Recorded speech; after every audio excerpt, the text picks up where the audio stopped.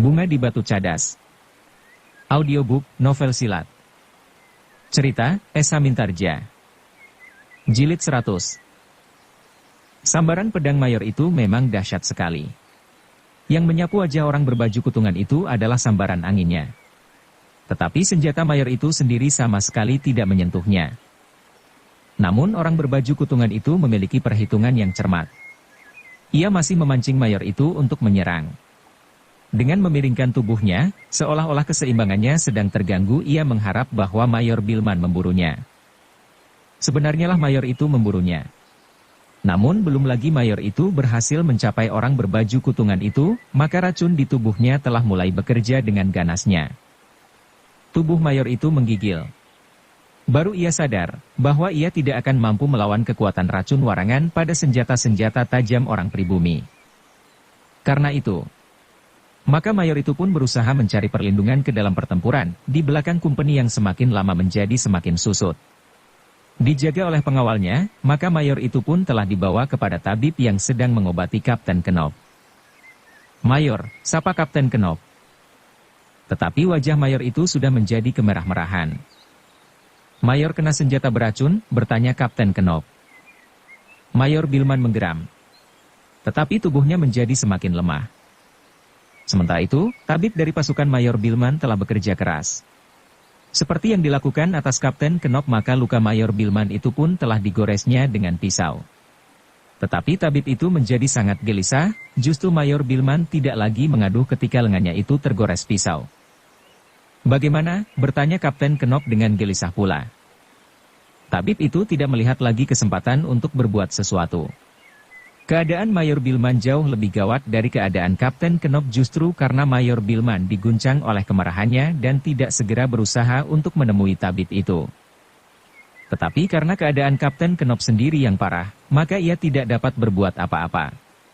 Kepada seorang pengawal ia berkata, "Panggil Letnan Rapis atau Letnan Morman." Pengawal itu pun segera meninggalkan tempat itu memasuki arena untuk menemui salah seorang dari kedua orang yang disebut namanya oleh Kapten Knop itu. Namun dalam pada itu, keadaan Mayor Bilman sudah menjadi semakin parah. Kesadarannya telah menjadi semakin kabur. Namun dalam pada itu, tabib yang merawatnya masih mendengar mayor itu berkata, "Tentu ada pengkhianat di antara kita."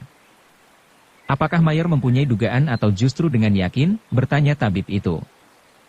Tetapi mayor yang semakin lemah itu menggeleng.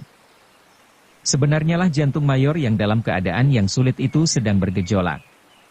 Ia sadar bahwa tentu ada sesuatu yang tidak wajar, justru karena kedatangan pasukannya dan pasukan Surakarta itu telah diketahui oleh Pangeran Mangkubumi. Sepercik tuduhan memang telah terlontar kepada seorang perempuan yang telah mengisi kekosongan hatinya selama ia berada di Surakarta. Teringat oleh mayor itu bahwa ia memang pernah mengatakan bahwa ia akan berhadapan langsung dengan pasukan Pangeran Mangkubumi sehingga ia sendiri harus berangkat ke Medan. Tetapi mulutnya terasa sangat berat untuk menyebut nama Raden Ayu Galihwarit. Perempuan itu benar-benar telah berhasil merebut hatinya di saat-saat ia jauh dari keluarganya. "Jika aku menyebut namanya, maka ia tentu akan digantung di alun-alun atau dihadapkan kepada seregu prajurit yang akan menembaknya sampai mati," berkata mayor itu di dalam hatinya, "tetapi jika aku keliru, dan aku tidak sempat memperbaiki kesalahan ini, maka aku sudah membunuh seseorang yang tidak berdosa, justru seseorang yang telah memberikan isi pada hidupku yang kosong di seberang lautan ini."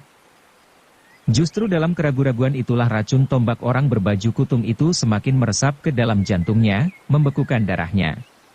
Segala usaha dan obat yang diberikan oleh tabibnya yang pandai itu ternyata tidak banyak menolongnya, karena kelambatannya sendiri. "Jika saja mayor cepat menghubungi aku," desis tabib itu. Nampak keringat membasah di keningnya. Namun sebenarnya lah bahwa usahanya sia-sia. Sejenak kemudian, telah timbul noda-noda hitam dan kemerah-merahan di tubuh Mayor Bilman. Karena itu, maka segala usaha sudah sia-sia. Sejenak kemudian mayor yang berani itu seakan-akan telah membeku. Penjelajahannya di antara benua dan samudera pun telah diselesaikannya di Surakarta. "Bagaimana keadaannya?" bertanya Kapten Knop. Tabib itu menggeleng. "Gila," geram kapten itu. Namun ketika ia akan bangkit, tabib itu melarangnya. Katanya, Kapten harus mengambil keadaan Mayor Bilman sebagai pengalaman. Kelambatannya yang hanya beberapa saat saja telah membuat kehilangan kesempatan. Ia telah meninggal.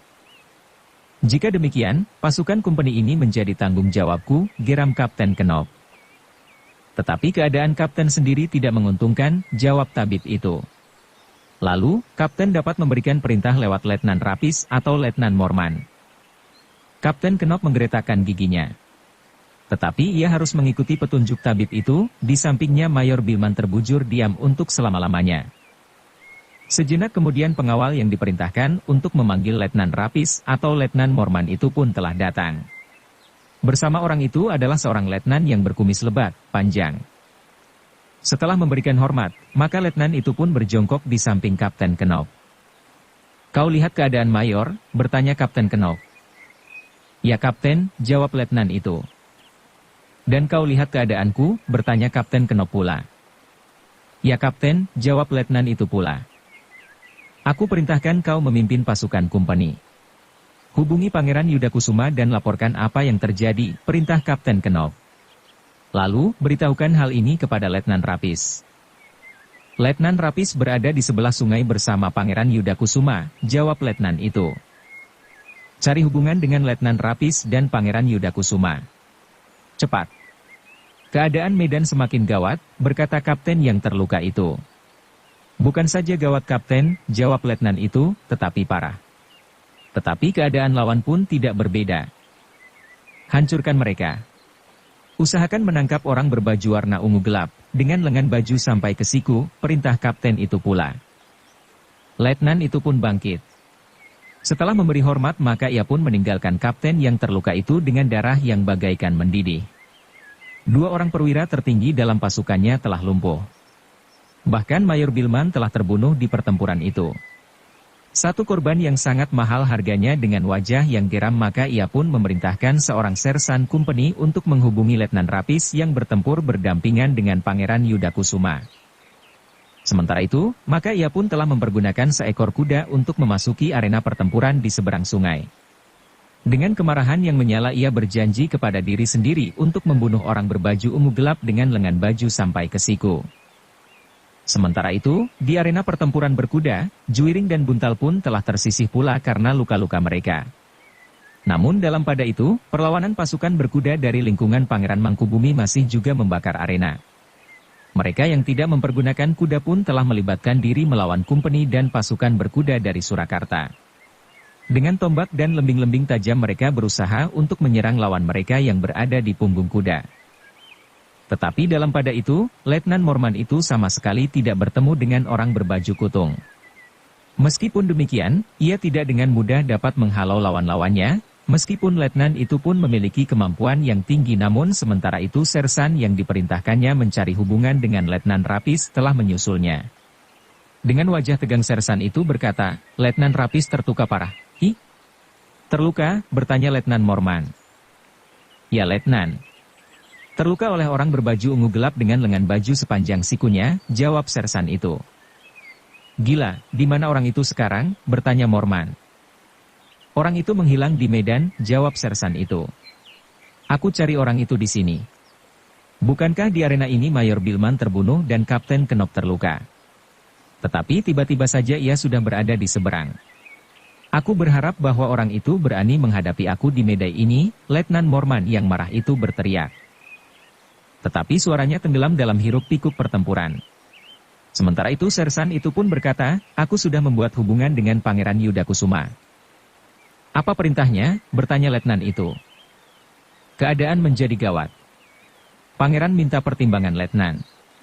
"Agaknya tidak ada gunanya pertempuran dilanjutkan," jawab sersan itu. Letnan itu mengerutkan keningnya. Ketika ia melayangkan pandangannya ke medan, maka nampak kedua belah pihak menjadi sangat letih.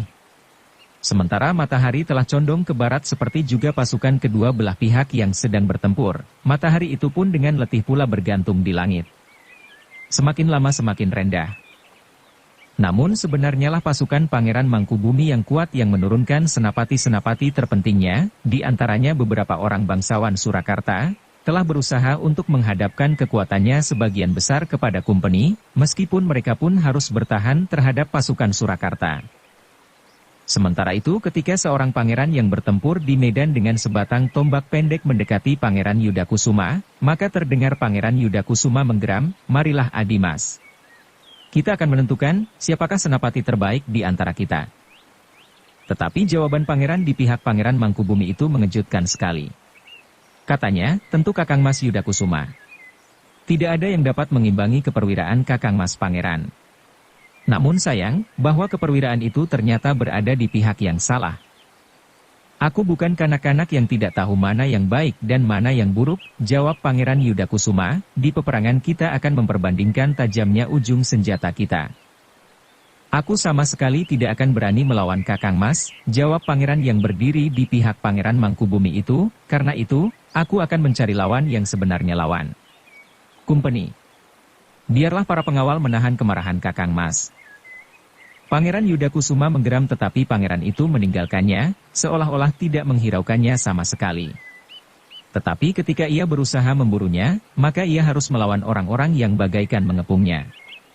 Para pengikut Pangeran Mangkubumi itu tahu benar, bahwa Pangeran Yudakusuma, Senapati Agung dari Surakarta itu harus dihadapi dalam sebuah kelompok. Tetapi yang terjadi itu telah terulang kembali, seorang pangeran yang lain pun memperlakukannya seperti pangeran yang terdahulu. Bahkan pangeran yang kemudian itu berkata, "Jika Kakang Mas ingin melihat rakyat Surakarta menjadi bagaikan tebangan ilalang, maka Kakang Mas akan dapat melakukannya. Mungkin Kakang Mas Pangeran Mangkubumi akan dapat menahan kemarahan Kakang Mas Yudakusuma. Tetapi Kakang Mas Pangeran Mangkubumi lebih tertarik membunuh para perwira Kumpeni." Dan itu sudah dilakukannya. Jantung Pangeran Yudakusuma menjadi berdebaran. Keadaan pertempuran itu sama sekali tidak menguntungkan pasukannya dan pasukan Kumpeni. Apalagi sepeninggal Mayor Bilman seperti yang telah dilaporkannya kepadanya. Sikap para pangeran dan senapati dalam pasukan Pangeran Mangkubumi itu pun telah menyakitkan hatinya. Tetapi sementara itu, ia pun sempat melibat apa yang sebenarnya dihadapinya. Jika ia membunuh sebanyak-banyaknya, maka yang dibunuhnya itu adalah rakyat Surakarta sendiri. Sementara Pangeran Mangkubumi telah memilih lawan. Bukan orang Surakarta. Yang terjadi itu ternyata telah membuat isi dadanya bergejolak, karena itu, ia hampir tidak sabar menunggu pendapat Letnan Morman yang untuk sementara harus memegang tanggung jawab, karena Mayor Bilman terbunuh dan Kapten Kenop telah terluka. Dalam pada itu, pertempuran pun masih berlangsung dengan sengitnya. Panas matahari di langit seolah-olah telah menambah kemarahan di setiap hati, sehingga karena itu, maka pedang dan tombak pun telah berdentang semakin keras. Tetapi hati Pangeran Yudakusuma telah terguncang oleh sikap para senapati pasukan lawan. Nampaknya memang sudah diatur, bahwa ia harus berhadapan dengan sekelompok pengikut Pangeran Mangkubumi. Tentu sekelompok orang yang memiliki kemampuan untuk melawannya, namun mereka bukan orang-orang yang menentukan. Sementara itu para senapati telah berusaha untuk berhadapan langsung dengan para perwira Kumpeni. Pangeran Yudakusuma itu pun telah mendengar laporan tentang perwira-perwira yang terluka. Dalam pada itu, dalam kegelisahannya, seorang penghubung telah datang kepadanya, untuk melaporkan, bahwa Letnan Morman sedang berhubungan dengan Kapten Kenop yang terluka. "Aku memerlukan pendapatnya secepatnya," berkata Pangeran Yudakusuma. Sementara itu Letnan Morman memang telah menghadap Kapten Kenop untuk melaporkan keadaan medan dalam keseluruhan. Ia pun telah melaporkan bahwa Rapis telah terluka oleh orang yang disebut berbaju warna ungu gelap dan lengan bajunya hanya sepanjang siku. "Aku mencarinya di medan yang Kapten sebutkan," berkata Morman, "tetapi tiba-tiba ia sudah melukai Letnan Rapis di seberang sungai itu." "Orang itu memang iblis," geram Kapten Kenop. "Bagaimana pertimbangan Kapten?" bertanya Morman. Kapten Kenop menarik nafas dalam-dalam. Kemudian katanya, "Aku sependapat dengan Letnan.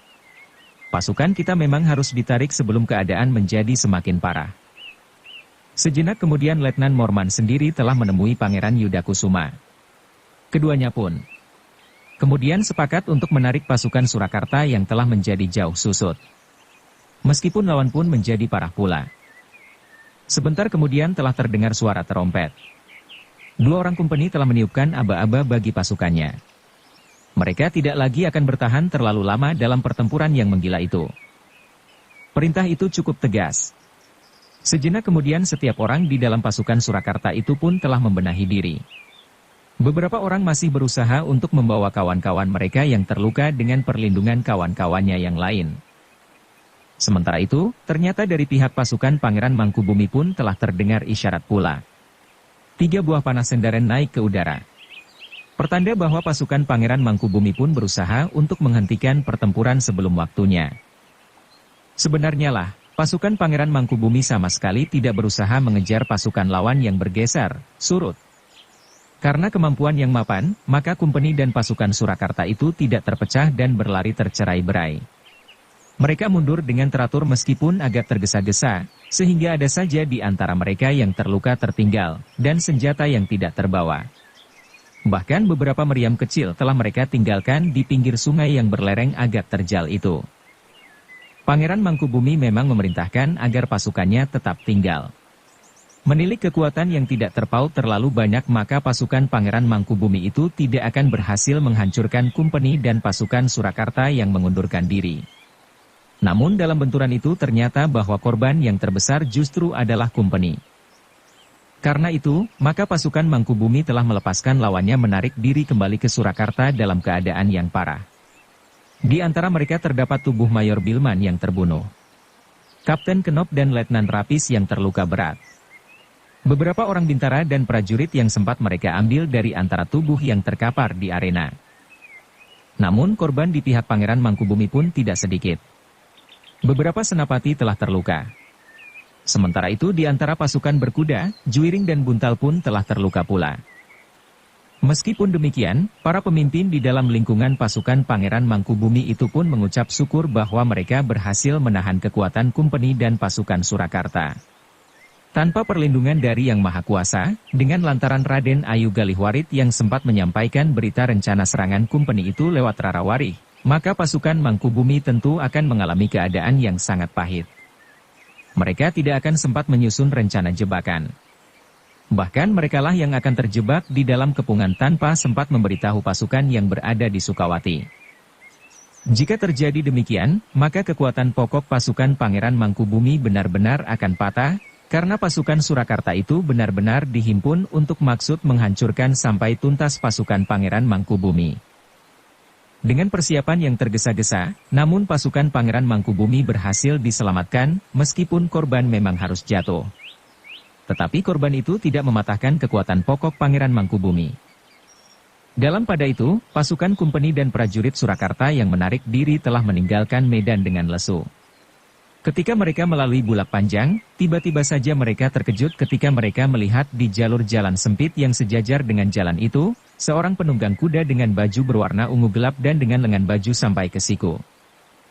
Anak iblis, geram Letnan Morman yang melihatnya, orang itulah yang telah melukai Kapten Kenop dan membunuh Mayor Bilman.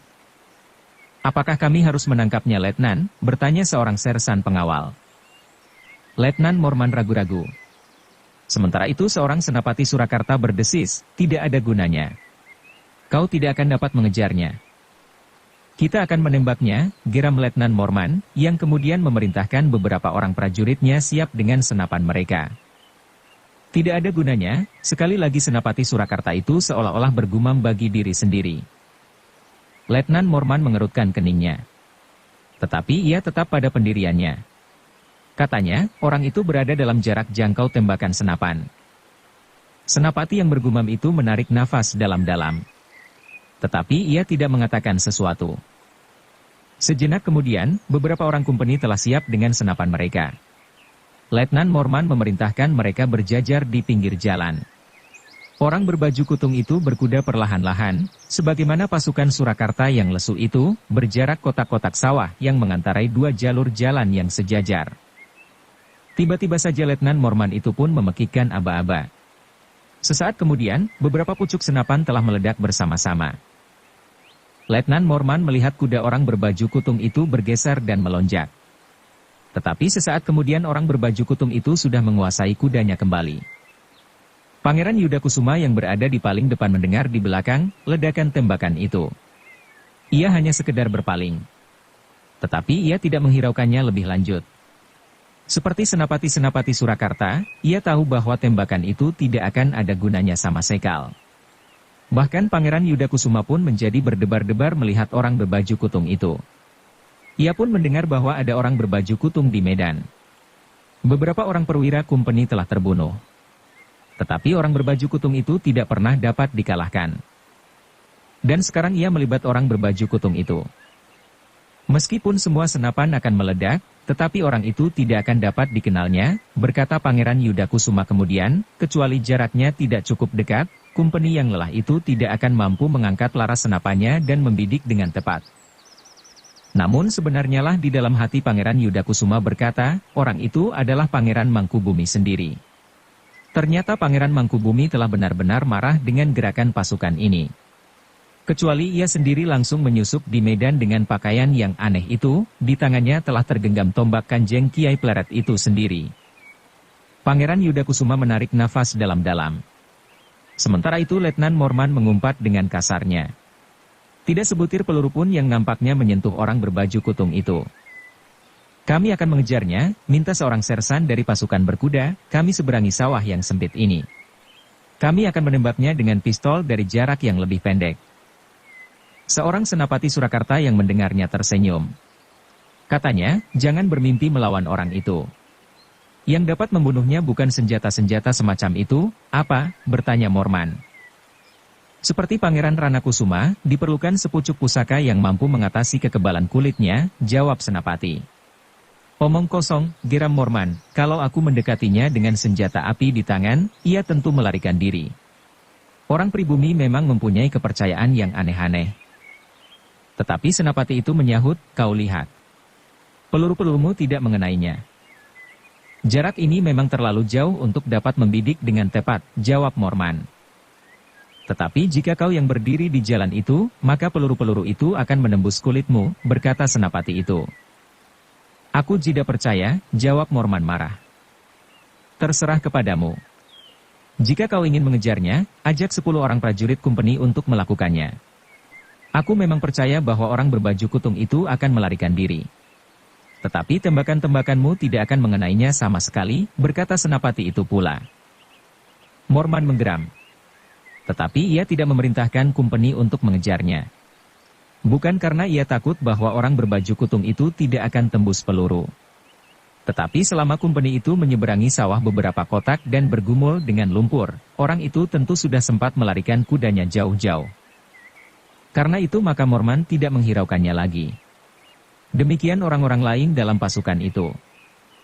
Akhirnya orang berbaju kutung itu tidak mengikutinya untuk selanjutnya.